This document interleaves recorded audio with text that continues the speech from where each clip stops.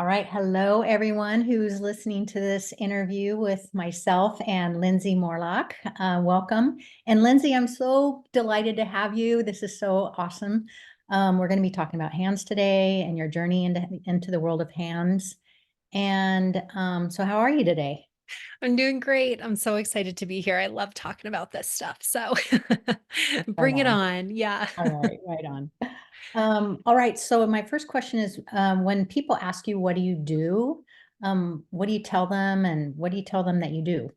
This is something that continues to evolve because I haven't actually settled on a title that feels totally right because I feel like I'm constantly evolving and changing, and every title feels like it's putting me into a box that I don't want to be in. But right here, right now, today, I would say that I identify most with being a spiritual teacher. I offer a buffet of different spiritual work and modalities. And so, in addition to being a hand analyst, I also teach people how to heal the wounds of their past so they can create different futures. And I do that a lot with inner child work and inner child healing.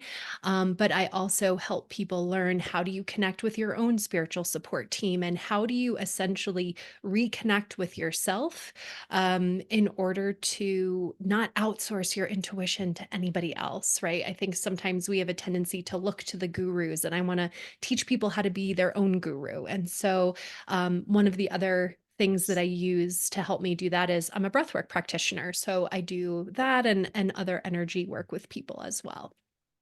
Do you find that when people, because I guess they're revealing when how they're triggered or what their challenges are you finding a correlation between their life lessons and their issues that Absolutely. you're healing or that they're healing with your support?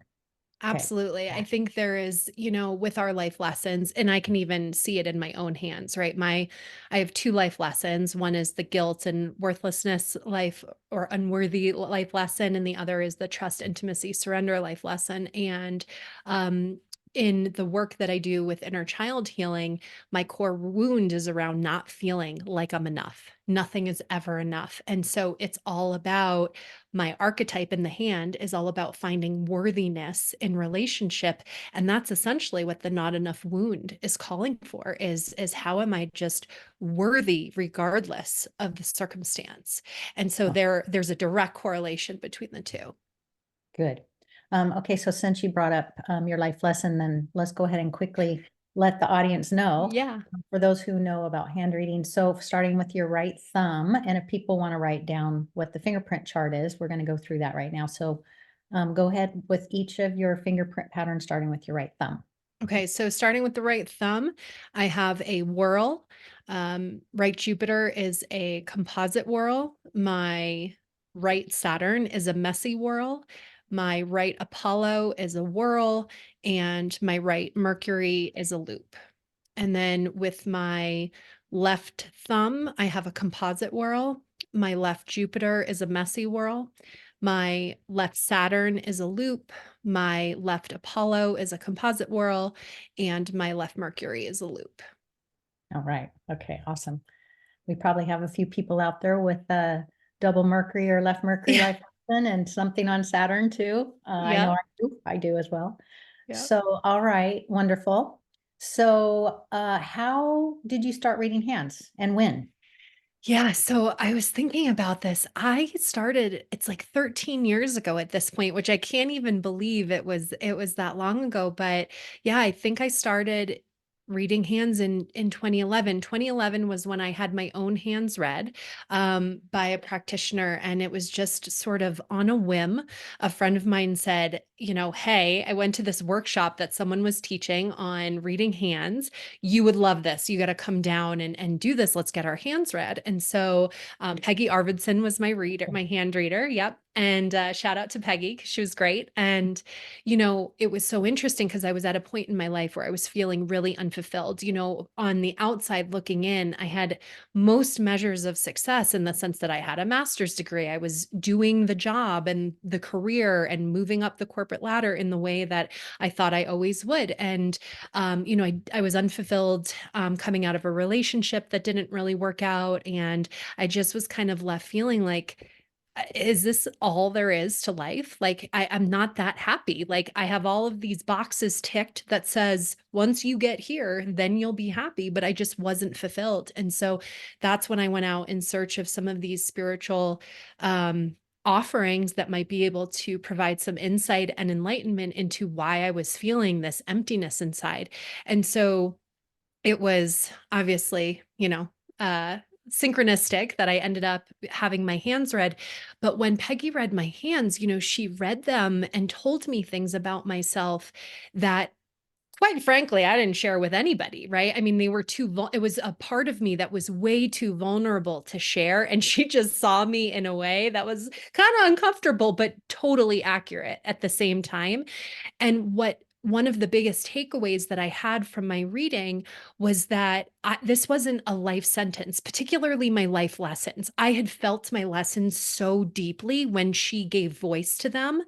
And the fact that knowing what they were just meant that this is what I was here to spend my lifetime learning about, and that I had a choice in the matter of how I showed up and how I navigated them. That was so empowering to me that I thought, wow, like, I want to do this for other people because it just shifted my energy and it set me in a path that I felt so much more empowered about. Because I think before I was in this place of feeling helpless and powerless to change my circumstances, and just thought, well, this is the lot I've been given in life, so you just better figure out how you deal with it. And that wasn't how I wanted to live, but I didn't really know any other way to move through that until I had this reading and realized, oh, I do have a lot of power in the situation, and that power is personal choice. Right So that on. was really powerful. And it was crazy because I want to say 3 weeks or so after I had my reading, and I called Peggy back up and I said, how do I do this for other people? And she said, oh, actually, I think Kay has a class starting. That's who I would recommend you go with. And literally, I think you had started the class the day before. So it all just, when it's meant to be, it all just falls into place perfectly. Yes. And as I recall, were the youngest Yeah. person in the program. Yeah. I think I And was 20, 27 or 26 or 27 at the time. Yeah. yes, so you have this wise old soul within you. Yeah. Yeah. Yeah. So lucky me and classmates to your I class. loved our group. I know. I loved our group. Yeah. So let's see. So you did the level 1 and 2 and the year long, the certification Yes. program. Okay. Hmm. Let's see. Are you specializing in any particular area of hands? What's your favorite part? I don't necessarily, I do love reading kids' hands. A lot of, my clients will have their kids' hands sent to me, and I love working with parents to really understand how they can help support their children on their life's path. So, but it's not necessarily an area of specialty. That's just something additional I like to do. In terms of specialty, what I really love doing is I love helping people connect the dots between what they find in their hands and then what do you do with this information? So we get all of this information, we bring conscious awareness to our patterns and the gifts that we're here to share with the world and the lessons that we're here to learn. But how do we heal our lessons? And so one of the things that I do is I help people learn how to heal in the fifth dimension as opposed to how to do it here in the third dimension, which is a much longer, slower, more painful process. And so through that process, I really love when people work with me that they have the foundation of hand analysis, because it really helps me help them understand what are the things that they're going to come up against time and again, and how we work to then help them heal those wounds in a really loving and compassionate way. God, that's so awesome. So you're really helping people make it practical in their Yes. daily life and introducing the fifth dimension. Um, how how do you know that somebody is, and I don't like to use the word better, but more integrated, or they're living a meaningful life? How do you get the feedback that it works, that what you're doing and what they're doing is working? Yeah, so I feel like it's actually not in the mind at all. Mm, It's a somatic experience. And so when we really are in the throes of one of our life lessons, we feel those triggers or that activation in our body. It's a very visceral experience, right? So someone mm, says something to you that makes you feel rejected or makes you feel like not enough. And then right, we tend to go to our mind and think our feelings instead of feeling them. And so mm, part of what I help people do is learn, how do you actually feel and release your emotions, understand the messages that they're trying to give you, because that is an intuitive message from your soul that is propelling you towards healing. And so when we heal, we heal it in the body. So the way I now know that I'm growing and evolving is something that would have triggered me 2 weeks ago yes. feels like a lesser reaction in the Mm, body. I suddenly don't feel activated. It doesn't throw me off my center. It does it right. mhm, So, and it's not that there isn't a process of enlightenment and integration where we might be thinking about patterns or how do we change behaviors, because the mind, the higher mind can be an important part of the process. But the does it work, to me, it's like, wow, I'm really able to be more peaceful despite all of this chaos happening around me. And that is, to me, the real barometer. yes, great. And yes, it's an acceptance, a peace. And then your clients are reporting that too. So Yeah. that's wonderful. Um, so you're also teaching the level one Mhm. and two now. You've gone through Yes. all of the certification training and the teacher training, and Yeah. you've taught it a few times, had some students. And what's most meaningful to you about teaching, about bringing this out into the world?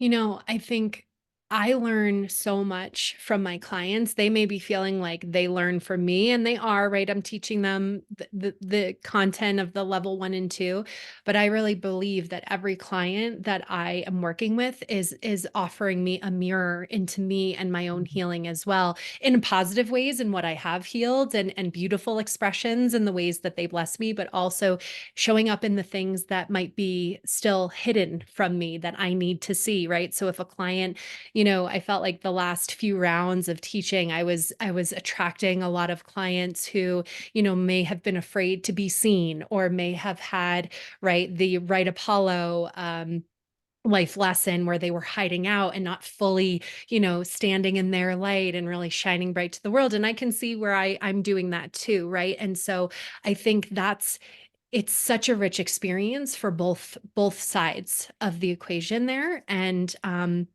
I think, every person who comes in, a lot of times they're coming in and they're interested in reading the hands and doing it for others, but they don't also necessarily realize how deep within themselves they're going to get to dive and explore and you know, take it to that place too. So I mm. love all of that. Yeah, out of all the things you could have said, I love how you focused in on being seen. And Mm, right, Apollo is an example. And then you have that composite whirl on your left Apollo, yeah. which is paralyzing fear of rejection. Yep. And Got so I that just want too. to take a minute now to acknowledge you for really coming out into the world, because you left your corporate job to be doing healership and being seen in the world in a whole different way. And all the ridicule that you had to have gone up against. Yeah. And it's true. I think we're coming up on almost 2 years now since I left my corporate job. And and it wasn't without difficulty, but it was the inner rejection. It was the inner judgment, because my life purpose, right, being creative success, being part of that, right? I've really had a very material definition of success, right? I was a chief operating officer in the corporate world. So I had the salary, I had the title, I got a lot of worth from, the value that I brought to people and the job that I did. I really knew that I was good at what I did. And then when I shifted to this line of work, I didn't feel as confident. I felt confident about making an impact, and my desire and my passion was there, but I didn't feel as confident about, like having that same level of impact, because it was lesser known. And so yeah, I think I came up against the paralyzing fear of rejection time and again. I still come up against that, right? It's almost because it's like a visceral reaction of, this juxtaposition of wanting to belong, but also I'm not meant to blend in here. Like that's just not my path. And so I've really had to come into more acceptance of myself and what I am here to do, because the more that I heal that within me, the less triggered I am by perceived rejection from other people. And I think that's been, a really important dance of like how we work with our lessons in order to help our purpose blossom, because I had to work through rejection wounds. I have to work through rejection wounds in order to feel really comfortable that success now doesn't look like having a title that society deems as sexy, or that I'm doing a type of work that someone told me the other day was creepy and weird, or right. So there's a lot that goes with that definition of Mhm. success that I've had to redefine, that but my own happiness and my well-being and my health are all part of this definition of success. Whereas before it was like title, job, money, that's it. And I wasn't happy. So how success, it didn't feel successful. It looked successful, but it didn't feel successful. So Yeah, I love that definition too for that right thumb, beautiful whirl on your right thumb. We always have that sense of potential failure right there, yeah, and that can push us. But I really like how you said that you're reassessing what that definition means, and that's what that life purpose is to manifest out in the world based on your definition. And yeah, that's changing because we're reinventing ourselves all the time, every day, every breath. constantly. Yeah. Yeah.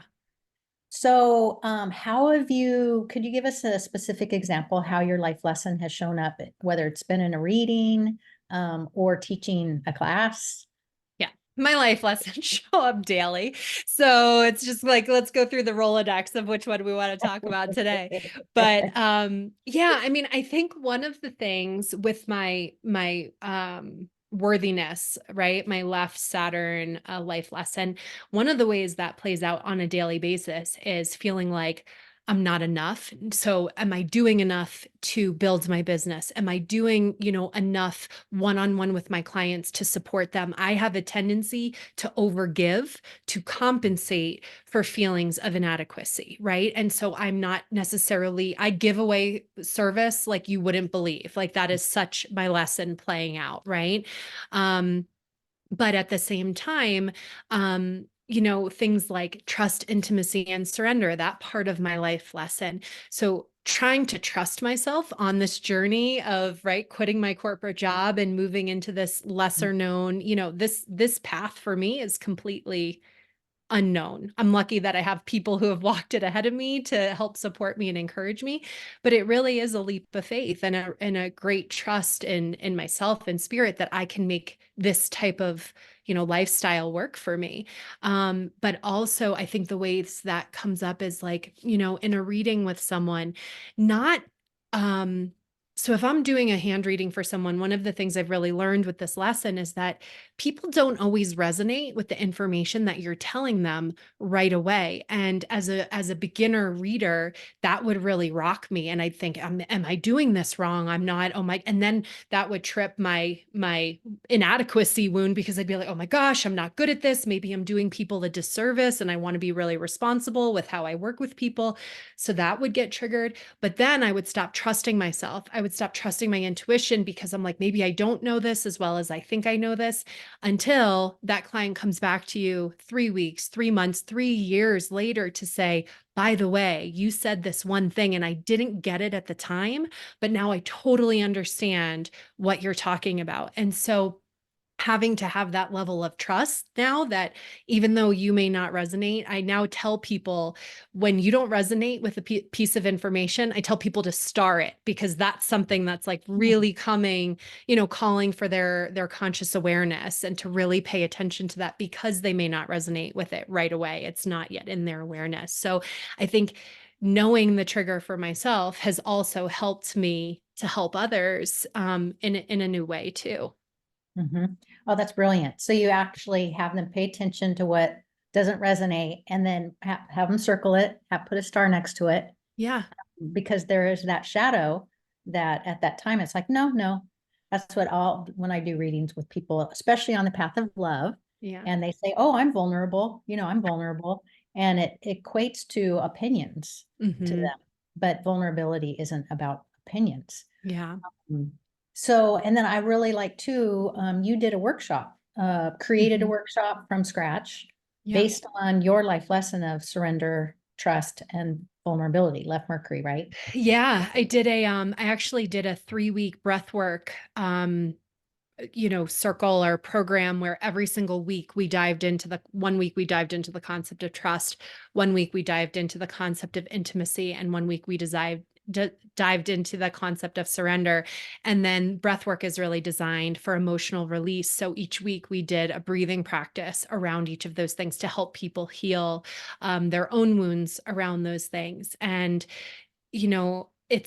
it's always great to teach, I think, these things because as every time I start to teach something, spirit puts me through my own paces of having to learn at a deeper level these different triggers and what they really mean. And so, when I remember starting this hand analysis journey and the way the trust, intimacy, and surrender life lesson was predominantly showing up for me in a way that I was consciously aware of was just constantly being a magnet for emotionally unavailable people. I was, just constantly attracting emotionally unavailable people into my life, which was mirroring my own emotional unavailability. And so one of the ways that spirit has moved me through my healing of this lesson was starting within me of getting really vulnerable between me between me and spirit. And even though it's, still hard for me to share what I'm feeling with other people, maybe the one place that I'm always completely authentic and transparent now is between me and me.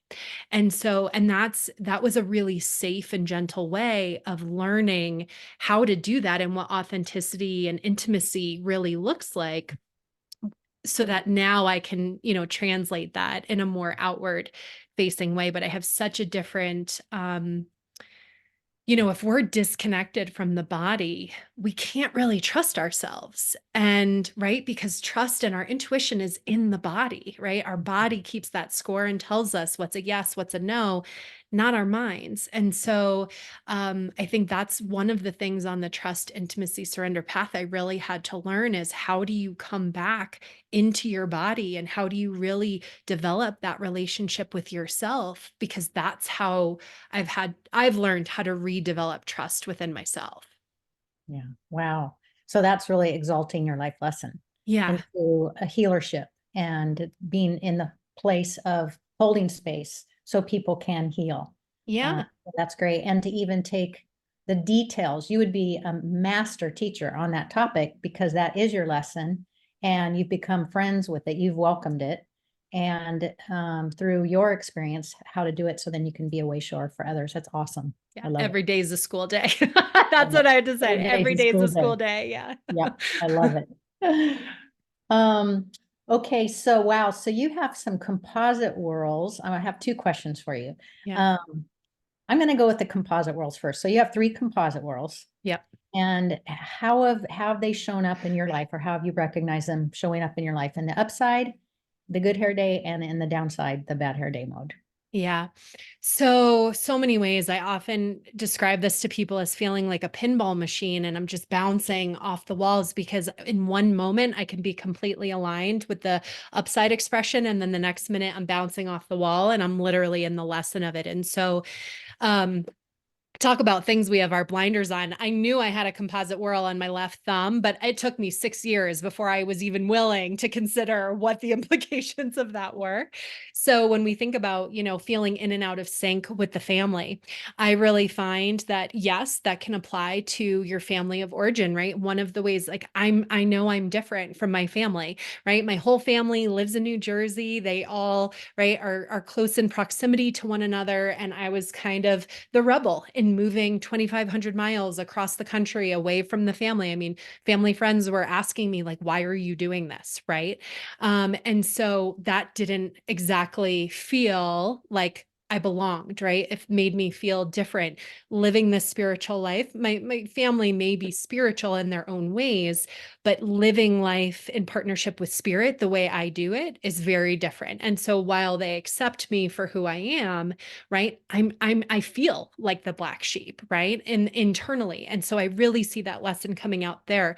And I notice over the years where I conform to try to fit in, or where maybe I don't show up as authentically as I could because I'm afraid of potential reaction or rejection. So I might conform in order to try to fit in with the family. But I've really seen this a lot too. Just, I know it applies to family of origin, but I've really seen it a lot with friends over the years. It's like this desire to belong so deeply. And I know there's parallels with this with my composite on my left Apollo, right? So that's the paralyzing fear of rejection. But I really feel like it feels like laser focus on this belonging or not belonging, right? Both in the family as well as in society, I would say, for the innovator parallel paralyzing fear of rejection, right? So I do feel like there's this laser focus on this.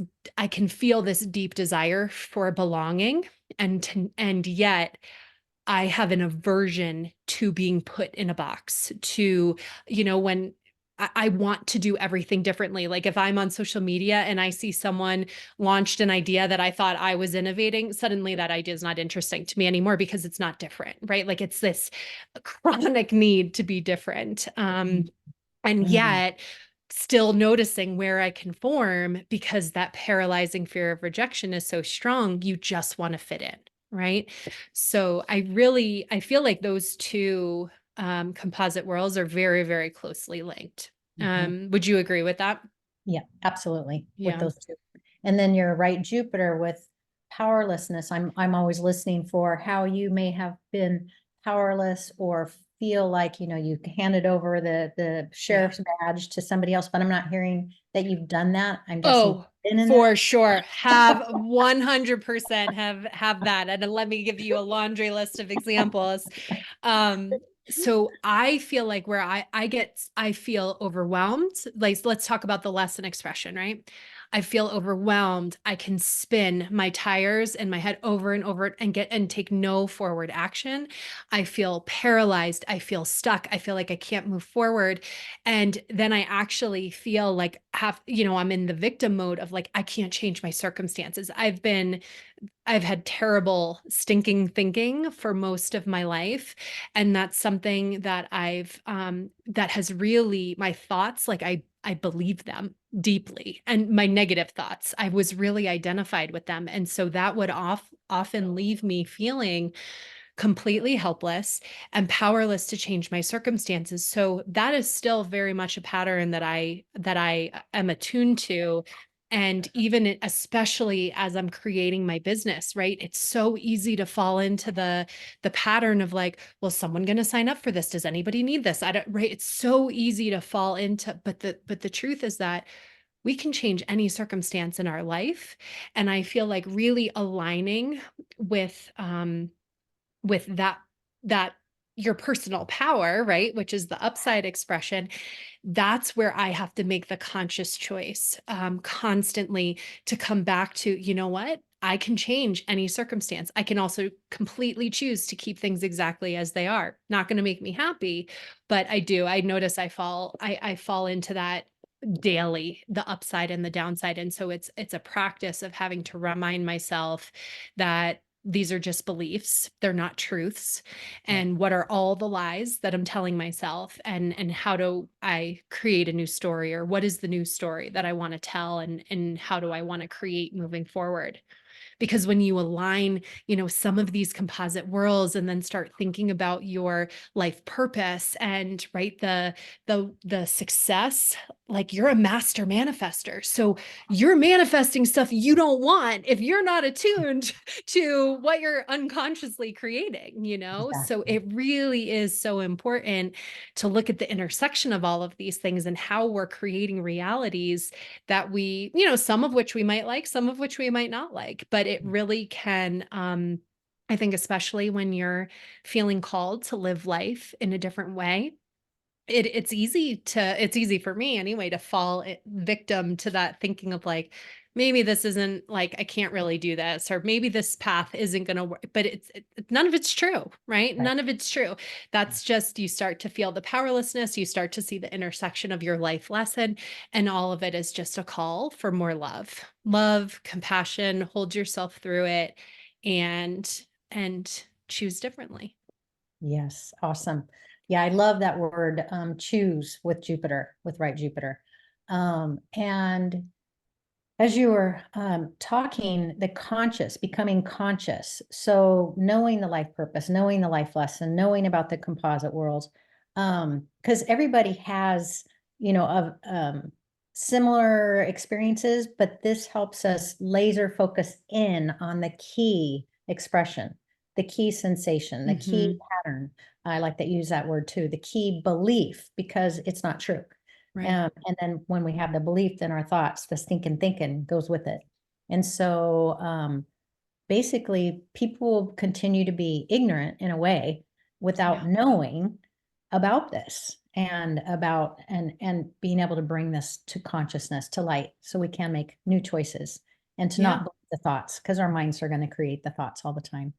Yeah. And I think our egos wreak so much havoc, especially around our life lessons, right? Because our ego was designed to keep us safe, sane, and secure when we were kids and we were too young to get our needs met any other way, right? So we're still playing out these ego defenses as adults that are childlike in nature, but they're so familiar that we keep playing them out. And so I think the life lessons are what help us bring conscious awareness to where those ego defenses are really going to activate, so that we can then take a critical look when they come up to challenge and be like, is that really true? Like, what am I really believing about this? Because I think a lot of times the ego wants to pull the wool over our eyes and be like, nothing to see here, so that we don't have to grow and evolve. Because if we stay stuck, the ego wins, but then we don't feel better, we don't heal.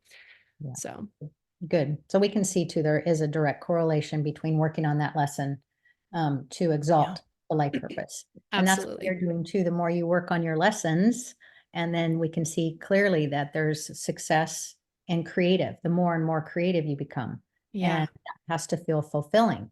But Yeah. it can't, you can't get there. We can't get there to that purpose without doing all the fun work with the Yeah. lesson, shadow. You always taught us, right? Like the imagery of the lotus blossom and how the lesson were the roots taking hold in that like swampy, mucky water in order for that lotus to blossom on the surface. And I always think of that imagery because now, as I think about the lessons, I was telling someone the other day, like the roots in that mucky water are so strong, and they just keep getting stronger. And I didn't feel that I had that foundation when I started my hand analysis journey. So it's been a process of really fortifying that foundation. And so I can really, even though you can almost feel like the roots in this swampy water, like you can really see the lotus now starting to blossom. And I just love there's such perfection in the hands. That's, I think, what I've always like really learned. Like your lesson is the perfect scenario for you to fully express your purpose, and you have to move through the lesson in order for that purpose to really blossom. But it is a perfect formula. It's pretty wild. Yeah. Yeah. No mud, no blossom. Right. Okay, Exactly. good. So, what are your intentions with your hand analysis practice for the next 6 months, let's say? Yeah, so I'm always open and available for personal readings with people, but I have my level 1 and level 2 training intensive coming up soon. So that's an 11-week course, and we begin on March 25th. So I'm really excited to be able to offer that to people again, and teach again. And so welcome anyone who might be interested That's to. on Zoom, over Zoom. It's over Zoom. Yep, it's a virtual course. Yep. Um, and then I'm always sort of creating different workshops and things, but like you mentioned, my course, my workshop around trust, intimacy, and surrender, oftentimes, the hands are my inspiration for the content that I teach because I'm teaching what I most need to learn. And so, I tend to teach a lot around what my own lessons are as I learn and navigate my own way through them. Yeah. Ah, I love it. That's Yeah. so creative to create workshops and to create courses, and you're doing it your way. There's Yeah. nobody else to do it like. Yeah. And you just have to do it your way. Yeah. And I love creating workshops. Oh my gosh. I know I have so many workshops and so little time. Yeah. Um, so let's see. What else? Is there anything else that we missed? Anything else you would like to share with our listeners, with the hand readers, future hand readers, um, anyone who might have a reluctance or a fear about putting themselves out there? I think I would say that hand analysis is what helped me to feel safe to start diving more deeply into my healing journey because it gave me a framework that I could ground with my mind when at a time I thought my intuition was broken. When I started the hand analysis journey, I didn't even think I had intuition. Like I thought that was like a gift given to some, but not given to everyone, and because I was that disconnected from it. And so this is what opened up those pathways for me. And so and for me it's been a path of following breadcrumbs. At times it might feel like drinking from a fire hydrant, but most of the time it was just following the breadcrumbs and to learn, just, go more deeply into what's keeping you and holding you back from the life that you most want to live. And I know for me, I think for a while I felt like, you have dreams, but I didn't really think they were going to come true. And now when I started my hand analysis journey, I remember telling someone at the time, like, I really want to work for myself. Like, I want to be an entrepreneur. I want to work for myself. And now I'm living the dream that I dreamed of 10 years ago. And I, at that time, never thought I could get here. And so it didn't happen overnight, right? But it definitely happened at the exact right time that I was ready to make that leap. And I think if I had made it any sooner, I wouldn't have been ready. So it's really, I think hand analysis has really helped me. It provided a foundation in spirituality for me. This was my introduction to deeper spiritual work, spiritual concepts. But I also feel like it's unique. That's why I like it. Like there's not that many hand analysts in the world, and I love that. I mean, we Yeah. need more, so I welcome people to Yes. do it. But like, it's different, and people kind of, their ears perk up when you're like, what do you do, Yeah. so I love that part of it, that it's different. And so yeah, I think that's what I would add. And I would say my biggest, challenge starting out, I hate being a beginner. Hate it. And so because right, it tripped my life lesson. Like I want to be a master at everything so I don't have to make mistakes, so I don't feel inadequate, right? So I think, sometimes when we're embarking, whether it's this or something else new, like we have to adopt that beginner mindset and fumble through it and figure it out. But I feel like the intensive especially, and I learned this from you, it's just a very like the way you've created the curriculum and the content, it's a very safe way to move through it, to learn, to make mistakes without feeling like there's any judgment, right? It's really just a process of learning and evolving. Oh, yeah. Wonderful. I'm glad you made that point. I know I just hit 20 years reading hands. And it's so weird to think back 20 years ago. I mean, I always knew when I took my first class, or when I had my hands read, I had to learn how to do it. It just took me a couple years to get into the intensive. And Yeah. then I knew immediately I wanted to do this forever. Yeah. And so it's always fun. I love asking people how did you know, like how'd somebody told you you have to have your hands read or you have to learn your Mhm. life purpose. And then you found Peggy, somehow she showed up in your life. Yep. And when did you know? Was there something inside that said, I know I want to be doing this? And now 13 years later, here you are. Yeah, so it's Mm. funny. I think it's the trust, so my life lesson of trust, intimacy, surrender, right? The exalted version being the healer. Yeah. I felt the exalted version on the inside. Like I had always, even as a kid, I had always been someone that people would seek out for advice. I always gave really good advice. So that was a role that I was very comfortable in. I had thought in college, I thought about going for advanced degrees to become a therapist, so I'd always kind of gravitated towards the helping professions. And before I was in corporate, I was in higher education for 10 years and I was working with college students, helping them to develop their leadership. So I was always in that kind of helping realm. But the thing for me was, I remember saying to Peggy, like, I had always wanted to be a psychic. But I was like, but like, I don't have that intuition. I don't have that gift. And Peggy said, yes, you do. It's in your hands. I was like, where is it in my hands? What are you talking about? She's like, it's your lesson. And we hadn't talked about at that time the exalted expression of it. So she really validated in explaining that to me, that these things I had felt inside myself actually were my intuition. And so those little nuggets of wisdom really helped move me in the direction of, oh wow, like I really am connected to something bigger than myself. And you do feel these callings towards your quote unquote right life or your right work, right? And our mind jumps all over them, right? So when I would have this, like, I want to be a psychic, my mind would be like, who do you think you are to be a psychic? You don't even have intuition, right? So it's all, I think it was all divine the way, it unfolded. And it unfolded. I think this is the important thing with any of our spiritual journeys. It all has to unfold in a way that we can receive what we're being told, right? Just like I couldn't deal with my my left thumb for 6 years because that wasn't ready to be healed yet. I wasn't, that awareness wasn't ready to come into my consciousness yet. So I think we all just have to kind of trust the unfolding of the journey, and we're always being brought exactly where we need to be at the right time. Exactly. I love that trust and enjoy the process.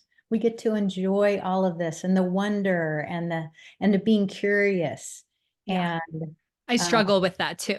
But what being curious yeah, or and like we get to explore, right? Like yeah, my Saturn wants to be like, tell me the rules, let me yeah, master it. But even that has been a learning of like how to meet all of this with curiosity and not with judgment. And yeah. yeah. Oh, well, how do people get a hold of you, Lindsay? Yeah, so my email is best, and or my website, right? So my website is lindsaymorlock.com, and I spell Lindsay LINDSAY MORLOCK .com, or they can email me at lindsay@lindsaymorlock.com. My Great. Instagram handle is also Lindsay_Morlock, so people can connect with me there. I sometimes release content there about like how to decipher your own fingerprints or Mm. decode your own hands so you can kind of play along as we release all of that. But Oh, awesome. Awesome. Well, I hope people get in touch with you, Lindsay, because your spirit is just so magnanimous. And I just feel so lucky that you blessed oh, me with your presence and you found me thanks to Peggy yeah. and the universe and Yep. spirit. And you've helped make my life feel more whole. Oh, So thank you. And thank you for joining me today. And hopefully people enjoyed this interview with Lindsay and let us know if you have any questions. thank you, Kay. That feeling is mutual. Thank you so much. Thank you, Lindsay. Okay.